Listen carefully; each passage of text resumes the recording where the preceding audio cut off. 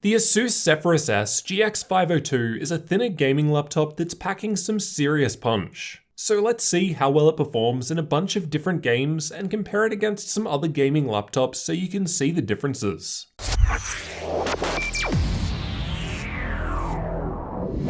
I've got the GX502GW model of the Zephyrus S. So there's an Intel i7-9750H CPU, NVIDIA RTX 2070 graphics, no Max-Q here, and 32GB of memory running in dual channel. The Zephyrus S is also available with different specs, so expect different results with different configurations. You can find examples and updated prices linked in the description. The ASUS Armoury Crate software allows you to enable turbo mode, which basically increases the fan speed, increases the CPU power limit, and overclocks the graphics. Additionally, we also have the option of disabling Optimus mode and running the laptop with NVIDIA graphics only, which is required to use G-Sync, and I've tested in this mode for best performance. We'll only be covering gaming performance in this video, so if you're new to the channel, you'll definitely want to get subscribed for the upcoming thermal testing and full review. Let's start out by going through all 20 games at all setting levels, then afterwards we'll see how the GX502 compares with some other laptops.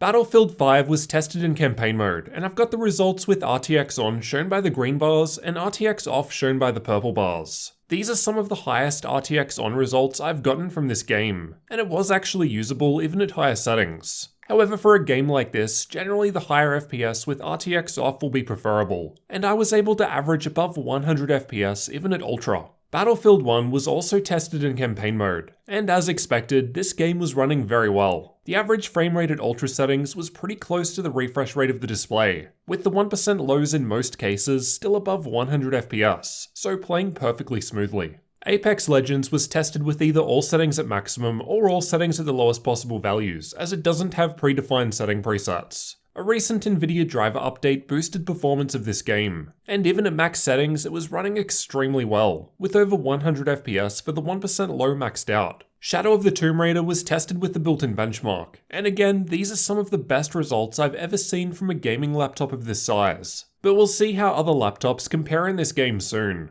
Far Cry New Dawn was tested with the built-in benchmark, and the results were quite good here, though realistically not too different compared to many other machines. Just a few FPS here and there ahead, likely due to that RTX 2070, namely at ultra settings. Far Cry 5 was also tested with the built-in benchmark, and the results were ahead of the newer Far Cry New Dawn just covered, and we'll see how this one compares with some other laptops later. Without spoiling it, I'll note that it's doing extremely well compared to the competition.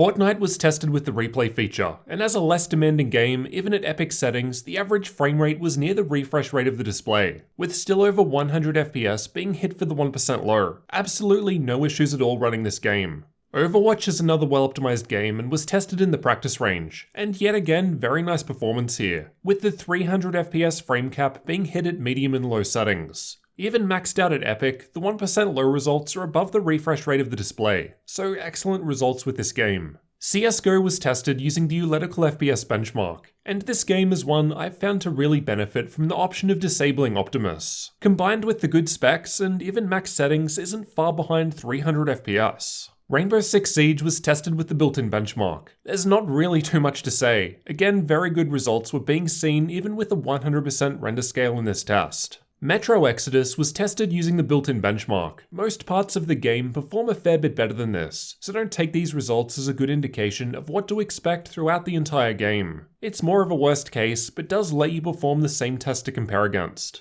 The Division 2 was also tested with the built-in benchmark, and just for comparison, more mid-range options like the Acer Nitro 5 with 1660 Ti get lower results for their average FPS at ultra settings than what the 1% low here is. So again, excellent performance for this test. PUBG was tested using the replay feature, and I was seeing excellent results for this game. Even high settings was averaging above 150 FPS, and the ultra results are noticeably above the usual 100 or so I typically see from other lower spec machines. Assassin's Creed Odyssey was tested with the built-in benchmark, and seems to be a CPU-heavy test, and as a result, lower settings weren't too different from most other machines. However, the superior GPU power is putting it ahead of most others at higher settings, with almost a 60 FPS average at ultra-high settings. Plenty for this title in my opinion. Dota 2 was tested playing in the middle lane, and while the results are higher than most other laptops I've tested, I doubt most people would be able to notice a difference between 150 and 190 anyway. But in any case, great results again here. Watch Dogs 2 is a resource-heavy game, however even at ultra settings it's still well above 60 FPS, plenty for a game that I can play just fine with a stable 30 FPS.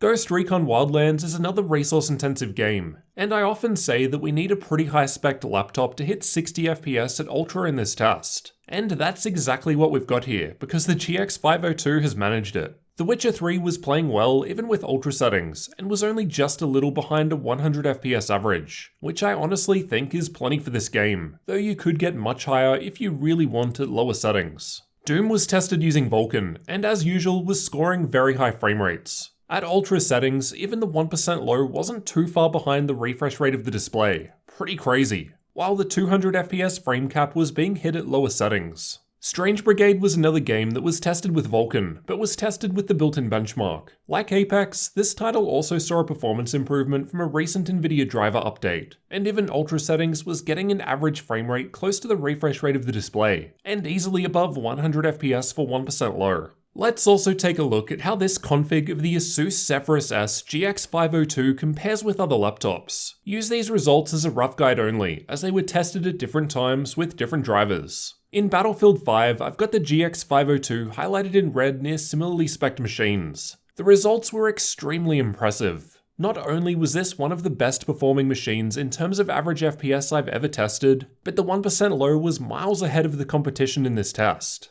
These are the results from Far Cry 5 with ultra settings in the built-in benchmark. Again, the results are very impressive, putting it in at third place in terms of average FPS and 1% low, though the gap between the GX502 and first place was extremely narrow. I'd even argue there's no practical difference between the average frame rates. These are the results from Shadow of the Tomb Raider with the built-in benchmark at highest settings. In this test, the GX502 was scoring the highest average frame rate out of the machines tested, an extremely impressive result for a machine of just 1.9 centimeters thick. Overall, the ASUS ROG Zephyrus S GX502GW gaming laptop is performing extremely well. It's the thinnest machine I've ever tested with a full-blown RTX 2070 inside. There's no max Q here, and we'll see how thermals go in the next thermal testing video, so look out for that. Even if it does run hot, you can't argue that this machine is performing great. The CPU power limit increase, fan speed increase, and GPU overclock supplied with turbo mode are definitely contributing. And so is the option of disabling NVIDIA Optimus, bypassing a potential bottleneck with the Intel integrated graphics.